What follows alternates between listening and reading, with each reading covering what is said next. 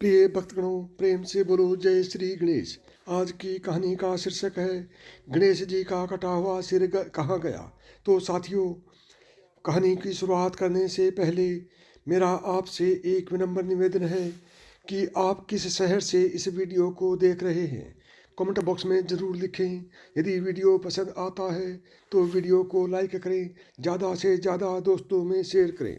और अभी तक आपने चैनल को सब्सक्राइब नहीं किया है तो चैनल को सब्सक्राइब करें। हिंदू धर्म में मान्यता है कि किसी भी शुभ काम को शुरू करने से पहले भगवान गणेश की पूजा अर्चना कर उनका आशीर्वाद लेना चाहिए। ऐसा करने से कोई भी काम बड़े आराम से निर्विघ्न संपन्न हो जाता है। यही वजह है कि भगवान गणेश को विघ्नहर्ता भी कहा गया है। गणपति के जन्म की कथा भी बड़ी रोमांचक और निराली है।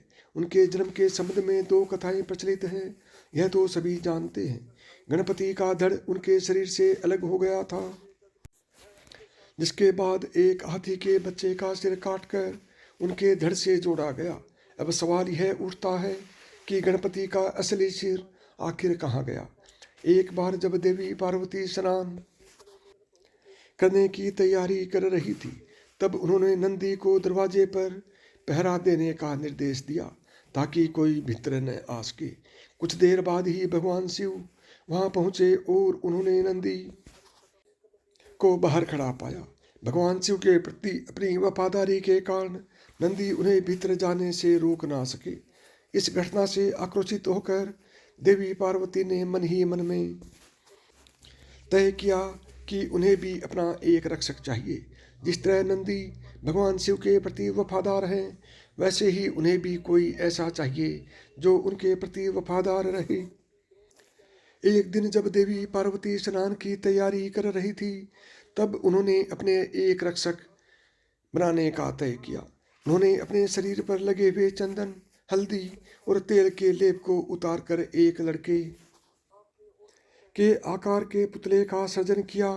फिर उन्होंने उसमें प्राण भरे और उसे अपना पुत्र गणेश ऐसा नाम घोषित किया। उन्होंने गणेश को स्नान घर के बाहर पहरा देने का निर्देश दिया और कहा कि किसी को भी भीतर न आने दें। पूरी ईमानदारी के साथ गणेश अपनी माँ की आज्ञा का पालन करते हुए दरवाजे के बाहर पहरा देने लगे। थोड़ी ही देर में भगवान शिव वहां आ पहुंचे। एक छोटे बालक को देखकर उन्हें आश्चर्य हुआ और वे भीतर जाने लगे, लेकिन बाल गणेश ने उन्हें अंदर जाने से मना कर दिया। उन्हें यह अच्छा नहीं लगा और उन्होंने खुद का परिचय देते हुए कहा कि वे देवी पार्वती के पति हैं। इतना कहने के बावजूद भी गणेश वहीं खड़े रहे। उसकी इस जिद से शिवजी अत्यंत क्रोधित हो गए। उन्होंने तुरंत ही अपना त्रिशूल निकाला और बस एक ही वार में गणेश का सिर धड़ से अलग कर दिया। यह सारा कोलाहल सुनकर देवी पार्वती दौड़ती हुई बाहर आई। बाहर का दृश्य देखकर वे चौंक गई। अपने बेटे का बगैर सिर का शरीर देखकर उन्हें विश्वास ही नहीं हुआ। जो कुछ भी हुआ उसे देखकर वे बहुत आक्रोशित हो गई और क्रोध में आकर उन्होंने पूरी सृष्टि का विनाश करने की धमकी दी। देवी पार्वती का यह ऐलान सुनकर वहां मौजूद सभी देवी देवता भयभीत हो गए। उन सब ने मिलकर देवी पार्वती को समझाने की बहुत कोशिश की कि वे अपने शब्द वापस ले लें, लेकिन उनकी सारी कोशिशें नाकाम होती देखकर स्वयं ब्रह्मा जी ने देवी पार्वती को अपने शब्दों पर गौर करने की विनती की।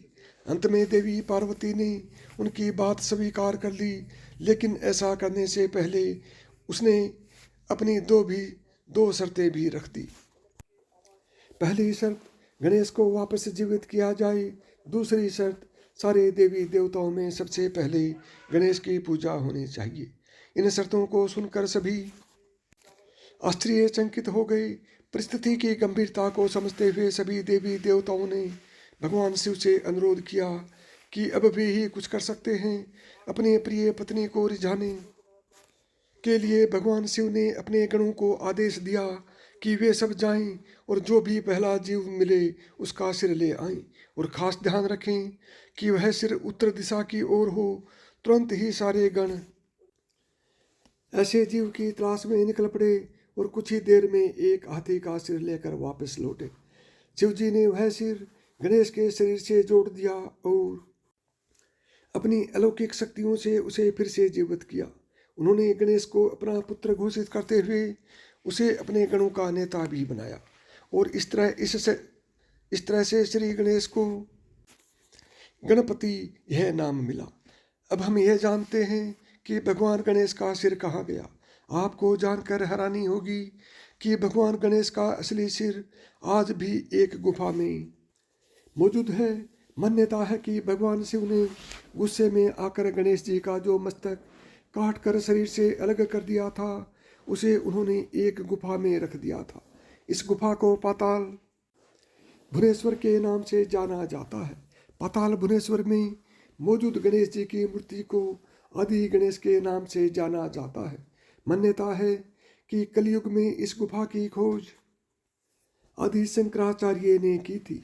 यह गुफा उत्तराखंड के पिथौरागढ़ के गंगोली हाट से 14 किलोमीटर की दूरी पर स्थित है।